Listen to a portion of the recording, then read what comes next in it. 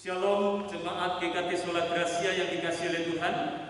Mari kita bersama-sama memulai ibadah kita ini. Mari kita mengambil sikap berdiri, kita mengambil saat teduh.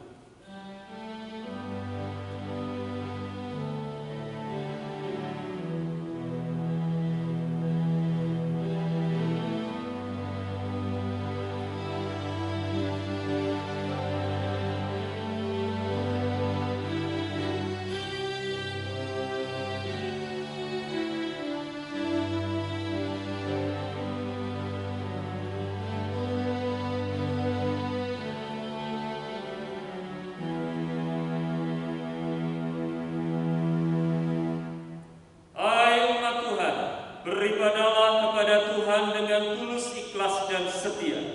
Ketahuilah, ibadah ini kita mulai dengan satu pengakuan bahwa pertolongan kita datangnya dari Allah yang menciptakan langit dan bumi serta segala isinya, dan yang tidak pernah meninggalkan hasil perbuatan tangannya.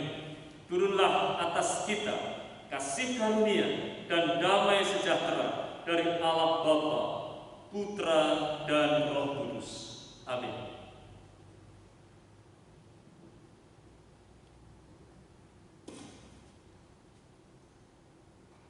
Layaklah segala bangsa sujud kepadanya.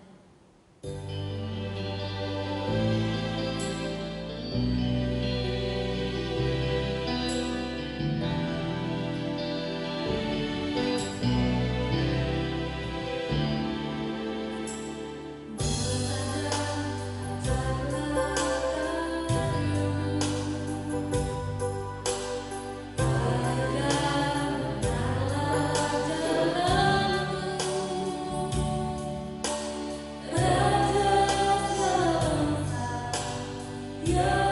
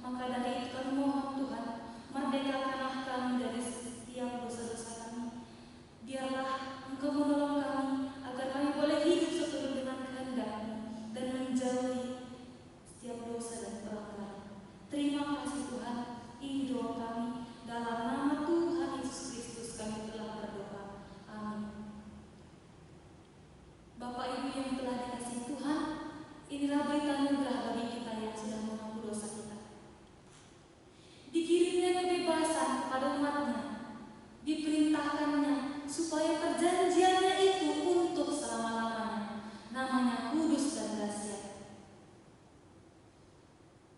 Mazmur 111 ayat 9. Itulah berita anugerah bagi kita. Dan bagi kita inilah petunjuk hidup baru. 1 Korintus 8 ayat 8 sampai 9 demikian bunyi firman Tuhan.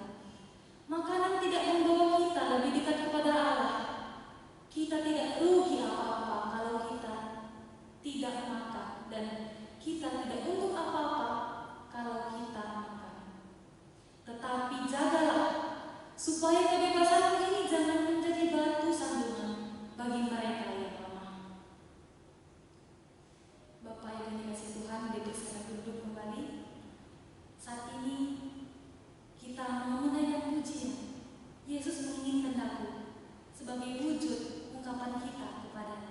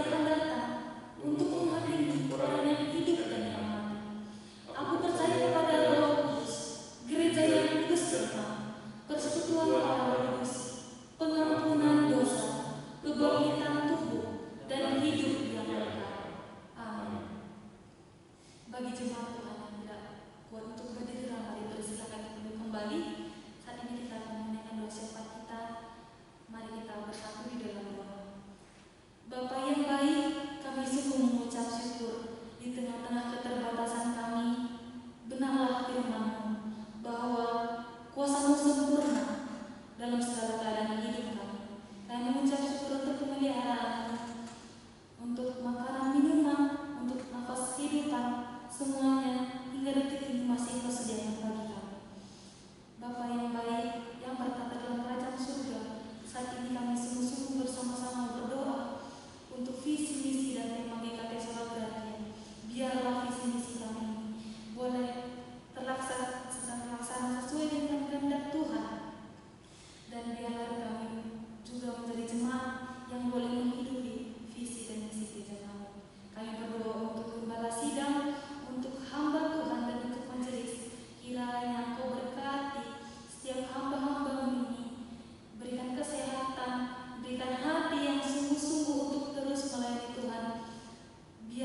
sukacita daripada Tuhan menjadi bagian hamba-hamba ini. Sekalipun keterbatasan, sekalipun COVID-19 yang masih ada di detik ini, biarlah hamba-hambamu boleh senantiasa semangat untuk melayani Tuhan. Kami juga berdoa Tuhan untuk pemilihan majelis periode 2021-2022. Kiranya siapapun hamba-hambamu yang terpilih, kami percaya itu hanya berasal daripada kehendak-Mu saja. Bahkan tolonglah kami sebagai jemaat agar boleh taat kepada pemimpin-pemimpin kami. Kami juga berdoa untuk sinode GKT Solagradia, bahkan keseluruhan, kiranya Engkau memberkati hamba-hambamu yang terlibat di dalamnya. Biarlah Engkau berikan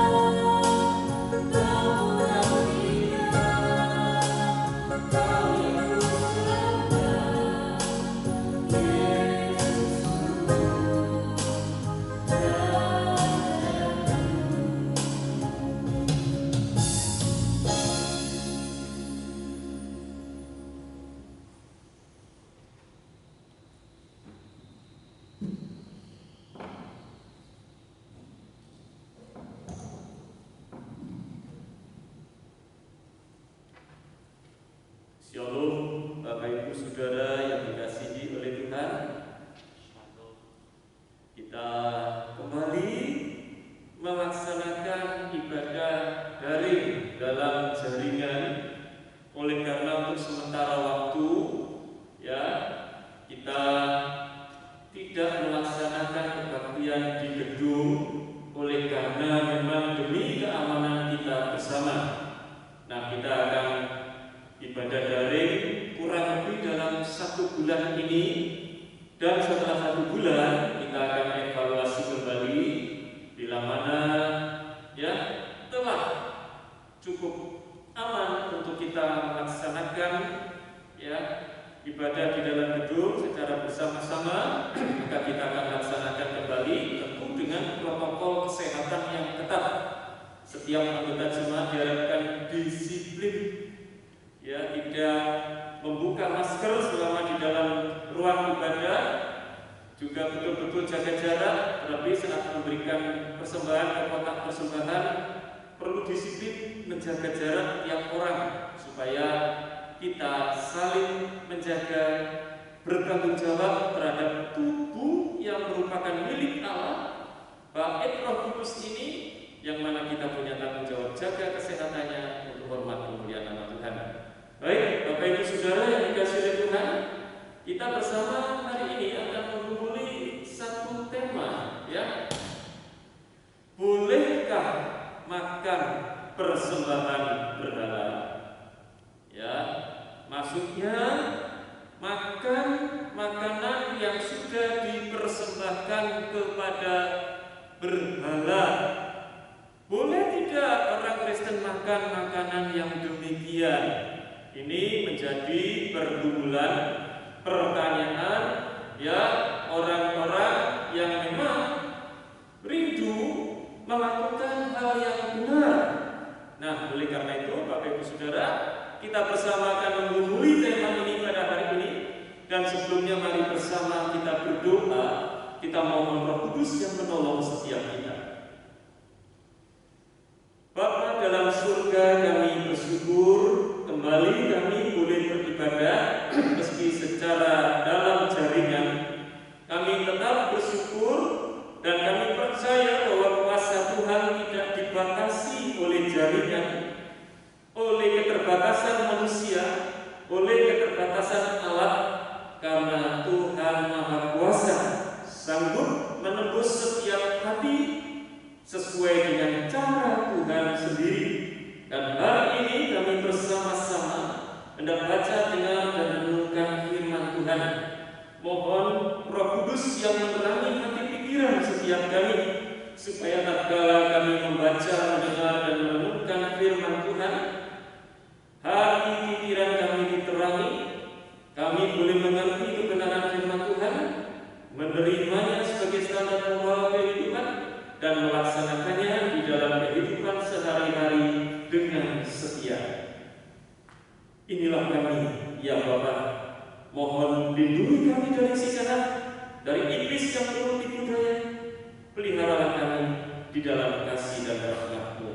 Dalam nama Tuhan Yesus Kristus kami berdoa dan kami bersyukur. Amin. Baik Bapak Ibu Saudara yang dikasihi oleh Tuhan, kita bersama akan membaca nats kita di dalam 1 Korintus 8 ayat 1 sampai 13. Demikianlah firman Tuhan. Tentang daging persembahan berhala, kita tahu, kita semua mempunyai pengetahuan. Pengetahuan yang demikian membuat orang menjadi sombong, tetapi kasih membangun. Jika ada seorang menyangka bahwa ia mempunyai sesuatu pengetahuan, maka ia belum juga mencapai pengetahuan sebagaimana yang harus dicapainya. Tetapi orang yang mengasihi Allah, ia dikenal oleh Allah. Tentang hal makan daging persembahan berhala, kita tahu tidak ada berhala di dunia dan tidak ada Allah lain daripada Allah yang esa. Sebab sungguh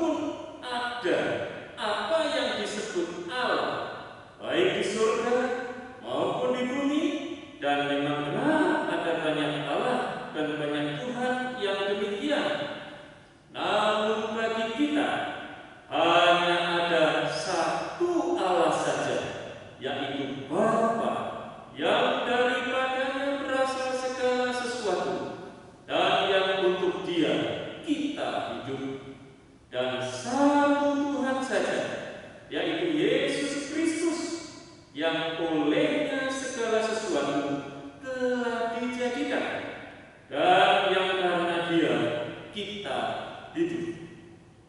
Tetapi bukan semua orang yang mempunyai pengetahuan itu. Ada orang yang karena masih terus terikat pada berhala-berhala, makan daging itu sebagai daging persembahan berhala, dan oleh karena hati nurani mereka lemah, hati nurani mereka itu dinodai olehnya. Makanan tidak membawa kita lebih dekat kepada Allah. Kita tidak rugi apa-apa kalau kita makan, dan kita tidak untung apa-apa kalau kita makan. Tetapi jaga supaya kebebasanmu itu jangan menjadi batu sandungan bagi mereka yang lemah. Karena apabila orang melihat engkau yang mempunyai pengetahuan sedang duduk makan di dalam kuil berhala, bukankah orang yang lemah hati nuraninya itu dikuatkan untuk makan daging persembahan berhala? Dengan jalan demikian, orang yang lemah, yaitu saudaramu, yang untuknya Kristus telah mati, menjadi binasa karena pengetahuanmu. Jika engkau secara demikian berdosa terhadap saudara-saudara dan melukai hati nurani mereka yang lemah, engkau pada hakikatnya berdosa terhadap Kristus. Karena itu, apabila makanan menjadi batu sandungan bagi saudaraku, aku untuk selama-lamanya tidak akan mau makan daging lagi, supaya aku jangan menjadi batu sandungan bagi saudaraku. Demikianlah firman Tuhan. Nah, Bapak Ibu Saudara yang dikasihi oleh Tuhan, kita memiliki latar belakang yang berbeda-beda. Ada di antara kita yang memiliki latar belakang kepercayaan lain, yang mana kita mempersembahkan sesuatu, entah itu hewan, entah itu makanan jadi, kepada ilah tersebut, ya, sebagai tanda bakti kepada ilah tersebut, ataupun syarat-syarat yang harus dipenuhi untuk, ya, mendapatkan sesuatu dari ilah tersebut. Nah, sejak kita terima Kristus, tentu kita berupaya meninggalkan hal-hal atau cara-cara hidup yang demikian. Itu baik. Namun juga ada menjadi pergumulan. Pak, saya itu diundang orang yang di sono itu, dia punya acara, Pak. Nah, acaranya itu ya ulang tahunnya. Cuma makanan yang dihidangkan itu ya sudah istilahnya itu dibuat persembahan kepada ilahnya, dibuat sembayangan, Pak. Lalu saya harus bagaimana? Ya. Nah, Bapak Ibu Saudara dikasih oleh Tuhan, ini memang bukan hal baru. Di dalam jemaat yang mula-mula, ini juga menjadi pergumulan yang tidak mudah. Ya, pergumulan yang tidak mudah, menjadi pro dan kontra. Ada yang mengatakan, oh, boleh dimakan saja.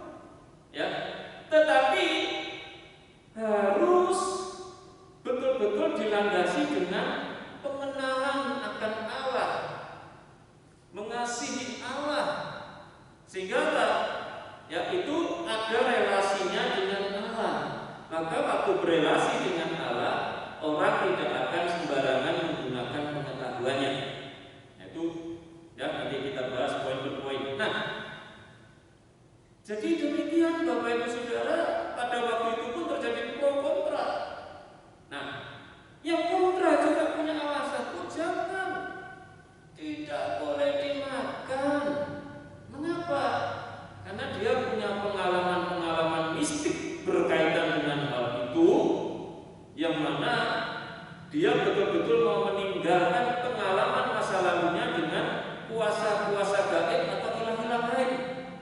Sehingga kalau dia ikut makan itu, hati nuraninya nggak bisa terima, ya, merasa dia waduh salah sudah ini, dan dengan demikian dia jatuh di dalam dosa. Kenapa?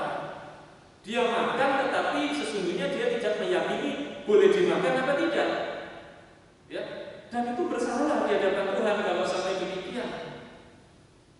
Nah, lalu bagaimana ini, Bapak Ibu Saudara yang dikasihi oleh Tuhan? Bagaimana ternyata jemaat Korintus itu jemaat yang kaya akan karunia Allah, tetapi juga kaya akan masalah. Ya, masalahnya banyak, yang ditanyakan banyak, termasuk soal makanan ini. Nah, mari Bapak Ibu Saudara, kita akan, ya, mempelajari ini apa yang dinyatakan oleh Rasul Paulus, ya.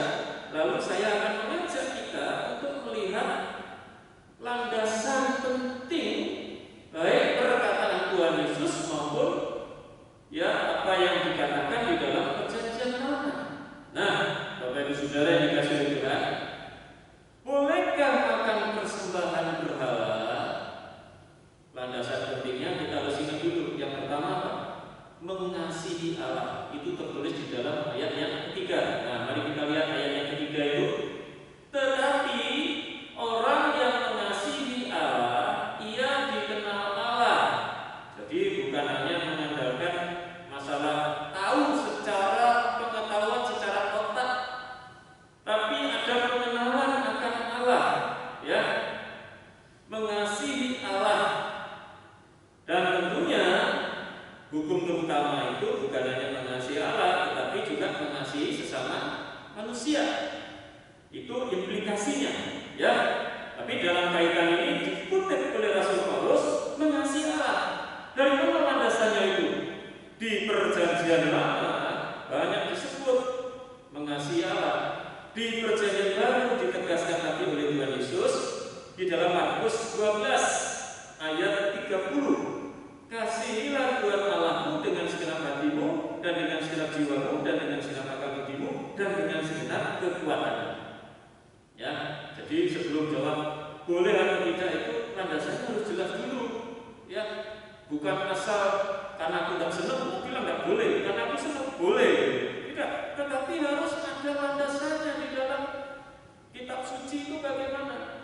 Dan Rasul Paulus menyebut landasannya adalah mengasihi Allah. Dan itu sejalan dengan apa yang ditegaskan Tuhan Yesus di dalam Markus 12 ayat 30. Nah, lalu yang kedua, landasan penting kedua yang tidak boleh dilupakan adalah bahwa kita itu percaya pada Allah yang esa.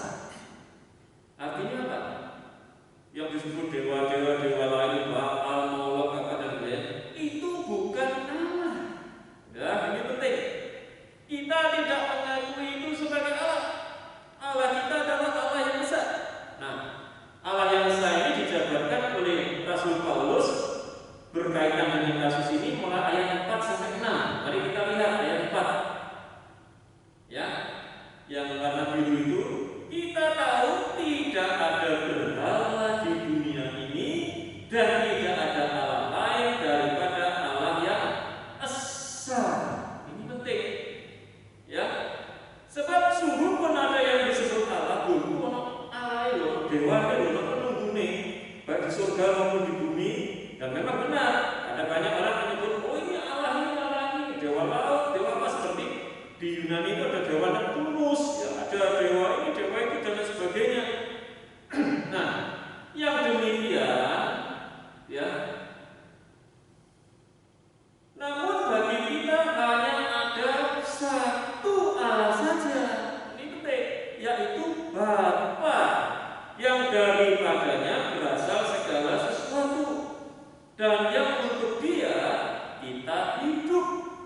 Dan satu Tuhan saja, yaitu Yesus Kristus, yang olehnya segala sesuatu telah dijadikan, dan yang karena Dia kita hidup. Ya, lalu yang 7. Tapi bukan semua orang yang mempunyai pengetahuan itu. Ada orang yang masih berkata. Tapi kembali 4-6 saja ya.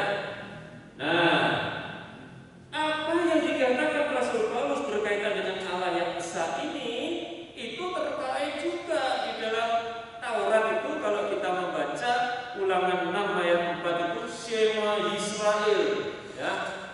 Itu dengarlah hai Israel. Itu kalau dalam bahasa Ibrani-nya itu sering kita disuruh menghafal Shema Yisrael Adonai Eloheinu Adonai Echad. Ya, Tuhan Allahmu itu Tuhan yang esa. Nah, Tuhan Allah kita, Tuhan itu esa. Dan itu dalam Markus pasal yang sama 12, ini ayat 29, Tuhan Yesus sudah mengutip dari Ulangan 6 ayat 4 ini. Hukum terutama ialah dengarlah hai orang Israel, Tuhan Allah kita itu Tuhan yang esa. Jadi yang disebut dewa ini sebetulnya itu tidak ada. Karena itu tidak berkuasa sama sekali. Bahkan itu seringkali hanya rekaan manusia. Misalnya, orang takut pada gluduk, ledek, petir, halilintar. Maka apa? Wah, kalau lewat orang dulu yang zaman kuno dulu, nah supaya nggak disambar petir, mesti nyembah ke dewa petir, jangan sambar saya ya. Nah, semacam itu. Laut juga begitu. Sehingga apa? Kalau bisa bersekutu dengan dewa-dewa itu diharapkan mendapat perlindungan, mendapat keberuntungan. Itulah pemahaman kuno pada waktu itu.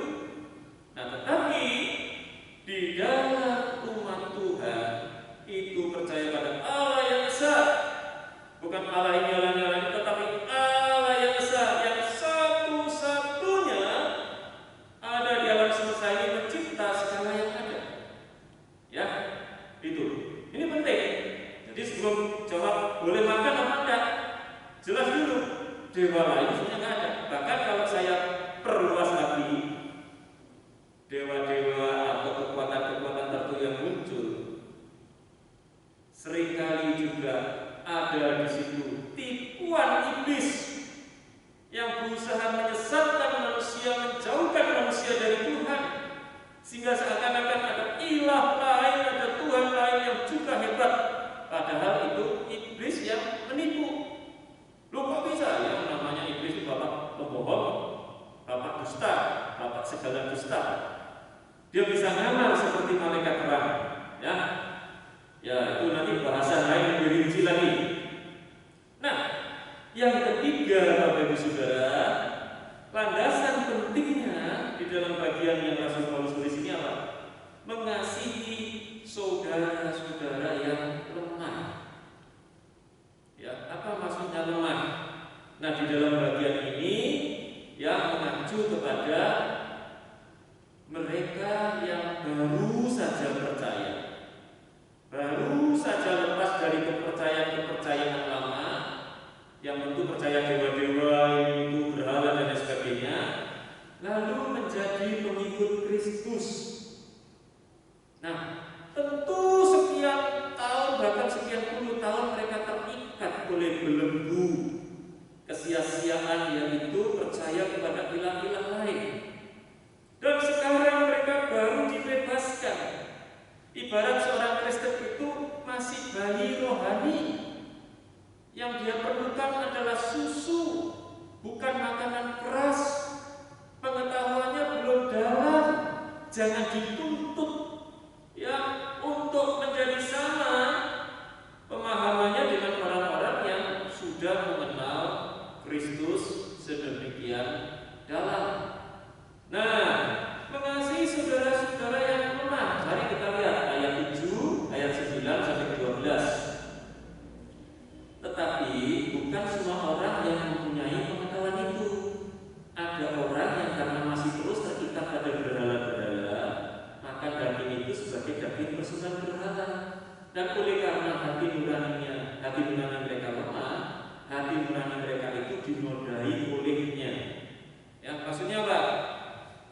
kebiasaan lamanya begitu.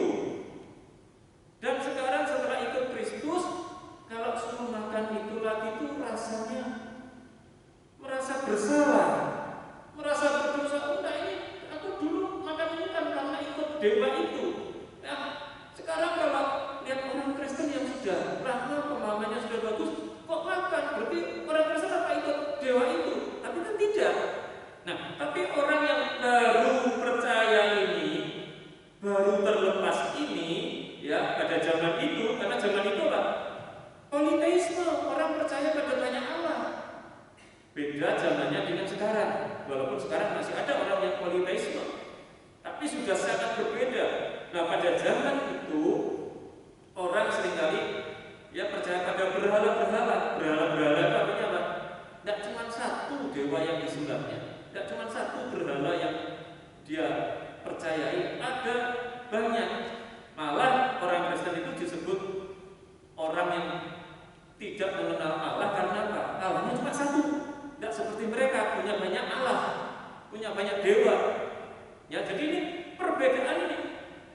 Nah, orang yang demikian itu masih lemah, hati nurani mereka lemah. Maka jangan melakukan sesuatu yang walaupun benar, tapi siap jadi sambungan bagi orang lain. Ya. Lalu ayat 9, jagalah supaya kebebasanmu ini jangan menjadi batu sandungan bagi mereka yang lemah. Nah, ini penting. Ya, betul. Makanan itu tidak membawa kita lebih dekat pada Allah, tidak membawa kita juga jauh dari Allah. Ya, tapi kebebasan kita itu tidak boleh jadi batu sandungan bagi mereka yang lemah. Karena apabila orang melihat engkau yang mempunyai pengetahuan itu, yang sudah ngerti itu, sedang duduk makan di dalam kuil berhala, bukankah orang yang lemah hati nuraninya itu dikuatkan untuk makan daging persembahan berhala? Ya, dalam arti, wah, balik lagi seperti dulu, gitu ya. Malah nanti dia yang baru bebas dari belenggu berhala itu, karena melihat orang Kristen yang sudah lama begitu, nanti dia balik lagi nyampur nyembah berhala juga. Nah, ini jangan sampai terjadi begitu, tersandung nanti dia jatuh. Dengan jalan demikian orang yang lemah, yaitu saudaramu yang untuknya Kristus selamati, menjadi binasa karena pengetahuan itu. Ya, kata binasa ini bukan binasa kekal, maksudnya ya binasa dalam arti fisik, menderita karena hal yang memang bagi dia belum mengerti, pertentangan di dalam batin, sehingga kehidupan imannya tidak sehat dan mudah diperdaya oleh si jahat. Jika engkau secara demikian berdosa terhadap saudara-saudaramu dan melukai hati nurani mereka yang lemah, engkau pada hakikatnya berdosa terhadap Kristus. Nah, ini ya Bapak Ibu Saudara. Jadi ini penting yang mengasihi saudara yang lemah. Tidak semua orang Kristen itu kuat, sehat, pemahamannya bagus, imannya kuat, sehat, tidak lagi tergoda pada berhala-berhala, okultisme dan sebagainya. Tidak, ternyata ada banyak yang masih mengalami kelemahan. Nah, Tuhan Yesus menyatakan itu di dalam Markus juga pasal 12 ayat 29 itu. Dan hukum yang kedua ialah kasihilah sesama manusia seperti dirimu sendiri. Tidak ada hukum lain yang lebih utama daripada kedua hukum ini. Nah, kalau sesama manusia secara umum aja suruh mengasihi, apalagi kepada saudara seiman yang notabene masih lemah, masih baru, bayi rohani, baru saja bertobat, dia perlu susu yang murni, ya makanan yang masih lunak, ya. Nah, perlu dibimbing, diarahkan sampai dia memiliki kekuatan dan bisa makan makanan keras, memilah sendiri. Pada awalnya dia masih harus ditolong, sama seperti bayi ya. Nah, mungkin kita punya anak bayi, sudah sana makan sendiri, bikin susu sendiri, tidak akan mungkin bisa. Maka yang dewasa harus menolong, memberikan makanan yang menyehatkan. Nah, Bapak Ibu Saudara yang dikasihi oleh Tuhan, setelah landasan pentingnya ya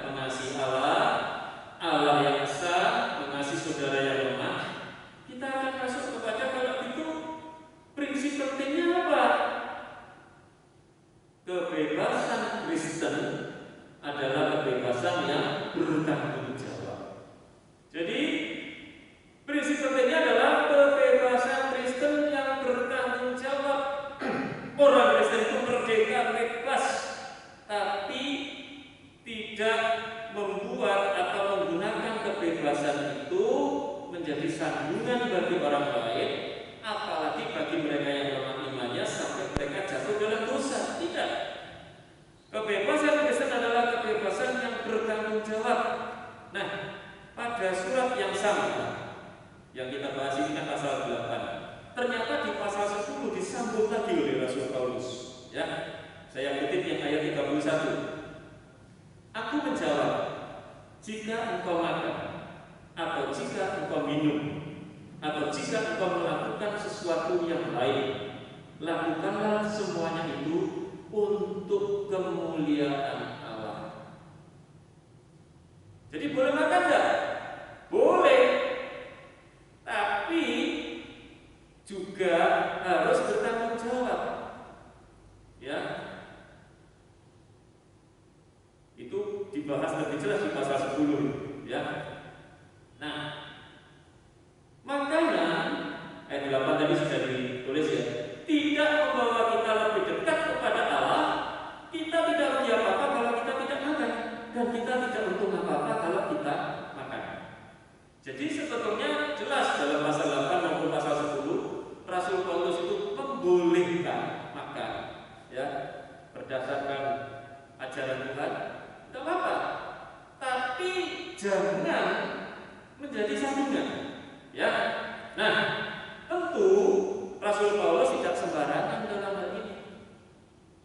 Di dalam Injil Markus, ya, di 2:19, Tuhan Yesus sebenarnya sudah menyatakan, karena bukan masuk ke dalam hati makanan itu, tetapi ke dalam perut, lalu dibuang di jamban. Dengan demikian ia menyatakan semua makanan halal. Nah, memang pro kontra soal makanan itu kaitannya dengan agama Yahudi. Kekristenan lahir dari Yahudi. Orang awal kekristenan adalah orang Yahudi. Orang Yahudi terikat pada Taurat. Ada makanan yang boleh dimakan, ada yang haram untuk dimakan, tidak boleh dimakan. Nah, yang tidak boleh dimakan itu adalah yang sudah dipersembahkan kepada berhala. Namun di dalam perkembangan kekristenan ini bukan hanya orang Yahudi, ada juga orang yang latar belakang penyembah berhala, kafir, ya, Gentile, artinya non-Yahudi yang tidak mengikuti hukum Taurat. Masakan orang non-Yahudi itu harus mengikuti hukum Taurat sepenuhnya? Misalnya harus ikuti hukum Sabat, hukum persembahan korban di bait Allah, ya, hukum masalah makanan, hukum ini itu dan sebagainya, yang mana mereka sama sekali buta soal itu. Karena itulah, ya, Rasul Paulus sebagai rasul yang diutus oleh Tuhan Yesus kepada bangsa-bangsa bukan Yahudi, Tuhan Yesus memberikan petunjuk kepada Rasul Paulus, sehingga Rasul Paulus menuliskan jawaban itu kepada jemaat di Korintus dan juga di Roma, ya, juga di Galatia. Galatia itu yang paling gencar dalam masalah sunat. Orang Yahudi disunat, bagaimana dengan bangsa lain? Ada yang masa harus disunat kalau jadi Kristen. Aduh, enggak. Tapi Rasul Paulus mengatakan yang terpenting bukan sunat lahiriah, tapi apa? Sunat rohani. Ya, orang Yahudi sunat lahiriah, tetapi banyak atau sebagian besar dari antara mereka menolak Kristus. Apakah itu yang dipentingkan sunat lahiriah? Bukan, tetapi adalah sunat rohani. Ya, nah, kebebasan Kristen yang bertanggung jawab itu juga menjadi tema kita. Sebab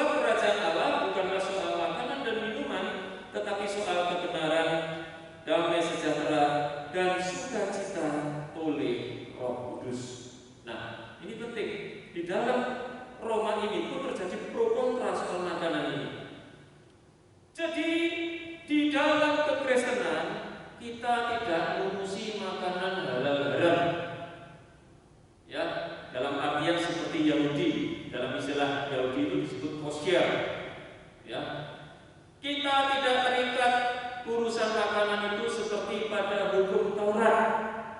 Sebab apa? Kerajaan Allah itu bukan soal makanan dan minuman, tapi soal kebenaran, soal hidup benar, soal relasi kita dengan Kristus yang adalah jalan dan kebenaran dan hidup. Juga soal damai sejahtera, diperdamaikan dengan Allah, diampuni dosanya, ya, ada keamanan oleh karena berelasi dengan Allah yang benar, dan sukacita oleh Roh Kudus, bukan terpaksa tidak makan atau terpaksa makan, tetapi melakukan segala sesuatu dengan sukacita. Karena apa? Karena kebenaran, damai sejahtera, dan sukacita ini itu selalu bersama. Ya, sukacita senang karena apa? Sudah diselamatkan oleh Kristus kok. Saya punya relasi dengan kebenaran dan saya sudah diperdamaikan dengan Allah. Ya, maka saya jalani itu dengan sukacita, sukacita oleh Roh Kudus. Sama seperti begini ya. Kalau saya bermusuhan misalnya dengan seorang jenderal, ya, lalu saya diutus oleh majelis untuk datang ke rumah jenderal itu. Kira-kira saya ke sana itu dengan terpaksa atau dengan sukacita? Pasti saya, wah, bingung ini, pikir gimana caranya ini ya? Karena apa? Wah, saya ke sana bisa berhadapan dengan orang yang menjadi musuh saya. Ya nanti kalau saya nggak diapa-apakan gitu ya. Tapi kalau saya sudah diperdamaikan dengan sang jenderal itu, lalu saya datang ke sana untuk memberikan sesuatu atau menerima sesuatu, maka saya akan lakukan dengan sukacita. Kenapa? Saya bukan musuh dia. Saya sudah diperdamaikan dengan dia. Nah, Bapak Saudara yang dikasihi Tuhan, itulah ya. Makanya kita ingat terus tema yang menjadi tema gereja kita ini, hidup dalam kebenaran, damai sejahtera, dan sukacita oleh Roh Kudus. Dan di dalam khotbah hari ini, kebenaran apa yang diajarkan di dalam kitab suci ini?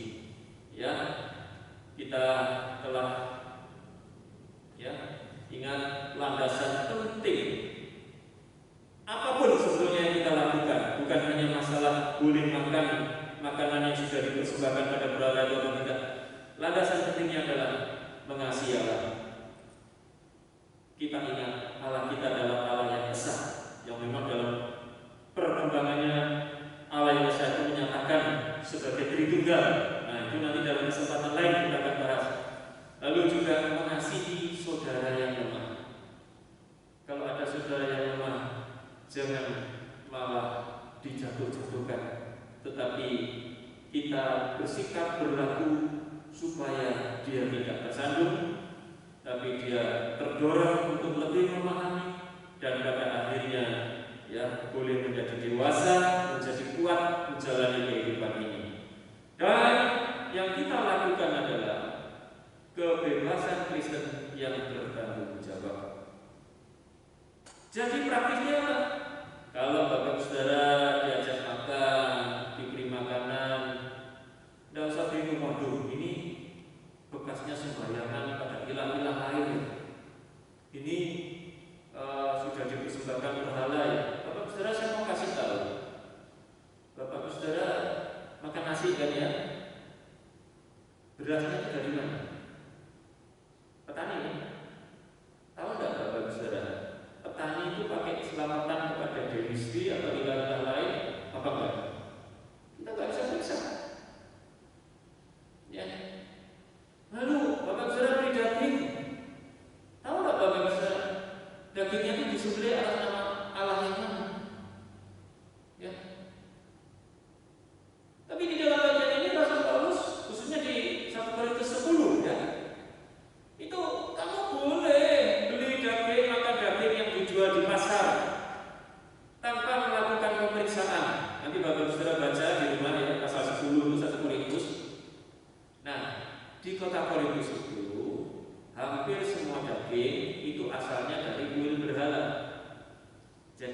orang Korintus adalah penyembah berhala. Waktu mereka mempersembahkan korban itu di kuil, sebagian buat makan-makan, tapi tidak habis, selalu ada sisa, dan itu haknya imam di kuil berhala itu. Dan oleh imam itu tidak mungkin dimakan sendiri loh, banyak sekali dagingnya. Maka setiap hari dijual di pasar, dan orang yang sudah Kristen membeli daging yang ada di pasar. Nah ini jadi promo, boleh nggak? Ini kan dari kuil berhala. Rasul Paulus mengatakan kamu boleh makan daging yang dijual di pasar itu tanpa melakukan pemeriksaan. Karena prinsipnya itu bahwa hanya ada satu Allah yang esa, ya. Dan makanan itu dikuduskan, kita terima dalam nama Tuhan Yesus, ya. Tuhan yang menciptakan langit dan bumi, yang berkuasa atas segala sesuatunya itu kudus, dikuduskan, kita makan, kita terima dengan penuh syukur. Maka Bapak Saudara jangan takut.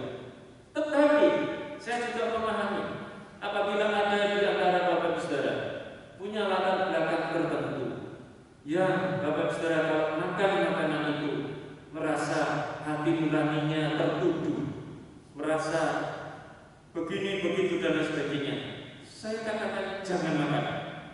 Kalau Bapak Saudara paksakan makan, Bapak Saudara berdosa. Kenapa? Makan dengan tidak yakin bahwa ini sudah dikuduskan oleh Allah.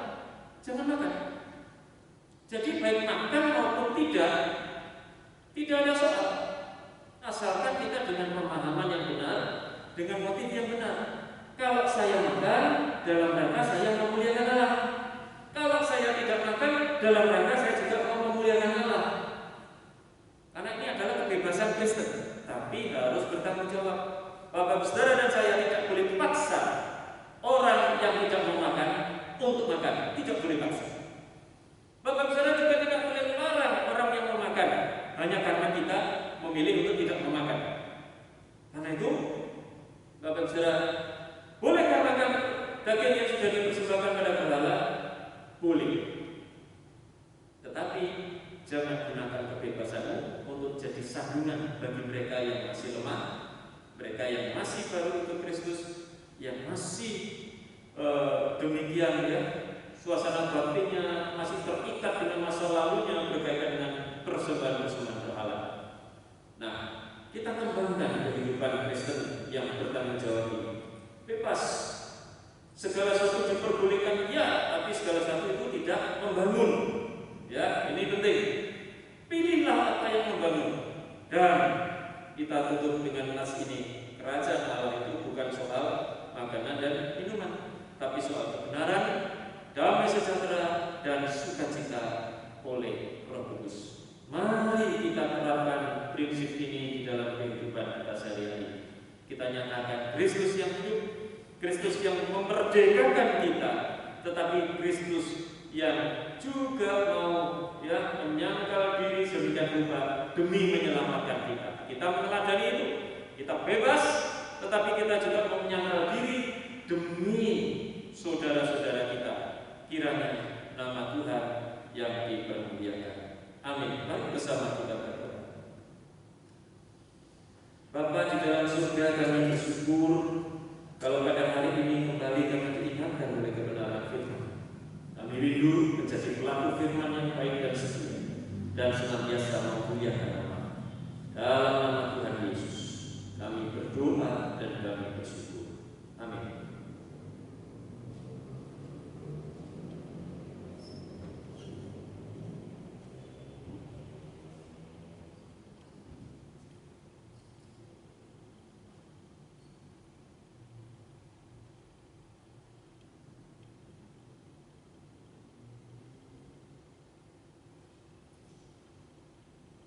Bapak Ibu yang dikasihi Tuhan, kiranya bagi kita sekalian yang telah mendengar dan bahkan mengucap firman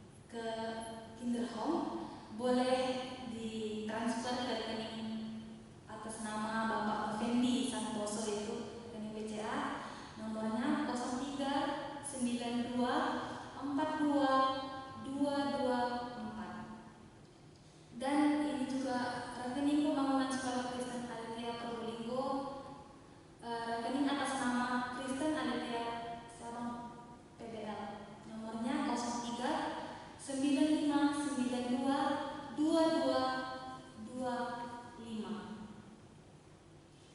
Berikut adalah laporan persembahan 24 Januari 2021, dapat dilihat di layar yang tertera.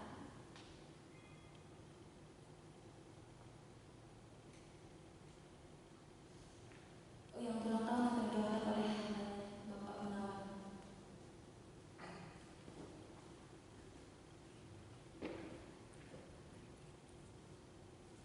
Baik, kita akan berdoa untuk saudara-saudari kita yang berulang tahun. Bapa dalam surga, kami bersyukur kalau hari ini kami bersama-sama boleh mengingat ulang tahun saudara-saudari kami, baik saudara Andi Cendana Putra, Ibu Alisabeth Lina Kristina, Ibu Winnie Cendiana Prayoga, dan Ibu Ami. Kami bersyukur karena Tuhan penuh rahmat kasih setia, dan kami mohon Tuhan Kau yang terus menguatkan, menyertai, memberkati saudara-saudari kami ini. Karuniakan kekuatan, kesehatan, keberhasilan, damai sejahtera dan sukacita melimpah dalam seluruh kehidupannya. Dan bila mana ada harapan, cita-cita yang masih dikejar untuk diraih, sertai dan berkati supaya semua boleh diraih untuk hormat kemuliaan nama Tuhan. Tuhan, bila mana ada pergumulan yang dihadapi, mohon Tuhan yang menolong, menguatkan sehingga saudara-saudari kami ini menang dalam pergumulan itu dan terus memuliakan Allah Bapa di surga. Bapa, kami menyadari bahwa kami manusia tidak sempurna, rencana kami tidak sempurna, kekuatan kami pun sangat terbatas untuk bisa mewujudkan rencana tersebut. Namun kami sungguh bersyukur bahwa kami telah mempercayakan hidup kami ke dalam tangan Tuhan yang sempurna, yang rencananya juga sempurna, yang juga Maha Kuasa, yang sanggup membuat segala rencana yang sempurna itu jadi dalam kehidupan anak-anaknya. Untuk saudara-saudari kami ini, jadilah kehendak-Mu, rencana-Mu yang terindah dan sempurna itu, dan kiranya nama-Mu lah yang senantiasa dipermuliakan.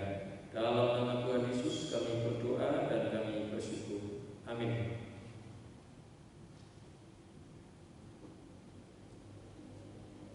Jemaat Tuhan, saya bangkit berdiri. Segala puji Tuhan apa kemuliaan Anda bagi Tuhan. Mari kita nyanyikan lagu doksologi. Puji Allah Bapa Putra dan puji Allah Roh Kudus.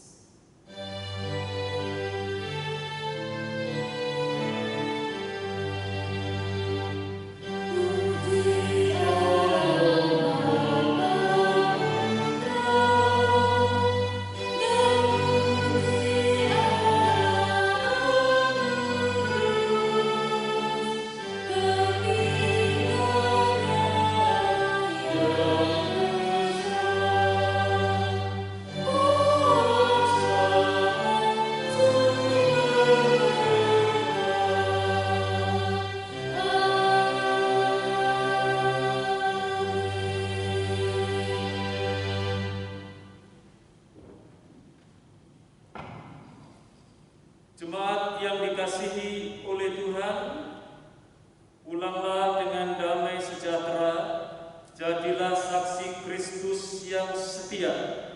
Laksanakanlah firman Tuhan dengan sungguh-sungguh, menjalankan kebebasan Kristen yang bertanggung jawab kepada Bapa di surga. Laksanakan dalam damai sejahtera dan sukacita untuk memuliakan namanya. Dan untuk melaksanakan tugas itu, terimalah berkat Tuhan. Kasih setia, rahmat dari Allah Bapa, kasih karunia dan damai sejahtera dari Tuhan Yesus Kristus, penghiburan dan pertolongan Roh Kudus melimpah atasmu sekalian hari ini, bahkan sampai